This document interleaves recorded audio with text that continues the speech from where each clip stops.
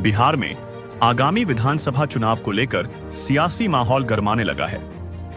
इस चुनावी साल में जहां एनडीए और इंडिया गठबंधन अपनी चुनावी रणनीतियों को मजबूत करने में जुटे हैं, वहीं मुख्यमंत्री पद के उम्मीदवारों को लेकर चर्चाएं तेज हो गई हैं। सीटों के बंटवारे के अलावा कौन पार्टी का मुख्यमंत्री पद का चेहरा होगा, इस पर राजनीतिक हलचल जारी है। हाल ही में सी वोटर के एक सर्वे ने इस मुद्दे को और दिलचस्प बना दिया है, जिसमें मुख्यमंत्री पद के लिए सबसे पसंदीदा चेहरे का खुलासा हुआ है। सी वोटर के ओपिनियन पोल में तेजस्वी यादव को 36% समर्थन मिला है, जो उन्हें सबसे पसंदीदा मुख्यमंत्री उम्मीदवार बनाता है।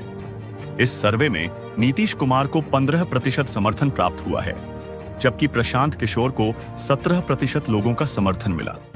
इसके अलावा बीजेपी के सम्राट चौधरी को 13% और एलजेपी के चिराग पासवान को 6% लोगों ने सीएम पद के लिए समर्थन दिया। इस सर्वे ने नीतीश कुमार और तेजस्वी यादव की लोकप्रियता में गिरावट और सम्राट चौधरी, प्रशांत किशोर और चिराग पासवान की लोकप्रियता में बढ़ोतरी की भी जानकारी दी है। इस बीच नीतीश कुमार के बेटे निशांत कुमार ने एक बड़ा बयान दिया, जिसमें उन्होंने कहा कि उनकी हाल ही में केंद्रीय गृह मंत्री अमित शाह से बातचीत हुई थी। निशांत कुमार के मुताबिक अमित शाह ने यह स्पष्ट किया कि आगामी चुनाव नीतीश कुमार के नेतृत्व में लड़ा जाएगा और वह ही मुख्यमंत्री पद के उम्मीदवार होंगे। इससे यह संकेत मिलता है कि एनडीए एक बार फिर नीतीश कुमार के नेतृत्व में चुनावी मैदान में उतरेगा, जिससे पार्टी के भीतर विश्वास की भावना बढ़ी है। हालांकि बिहार की वर्तमान सरकार का कार्यकाल नवंबर 2025 तक है, फिर भी समय से पहले चुनाव की अटकलें लगाई जा रही हैं। सभी राजनीतिक दल अब जनता के मूड को समझने में लगे हुए हैं। सी वोटर जैसे सर्वे जनता की प्राथमिकताओं को जाहिर करते हैं, लेकिन अंतिम फैसला तो वोटिंग के दौरान ही होगा। यह देखना दिलचस्प होगा कि बिहार की सत्ता का अगला कप्तान कौन बनेगा। क्या तेजस्वी यादव सत्ता में आएंगे या फिर नीतीश कुमार एक बार फिर मुख्यमंत्री बनेंगे?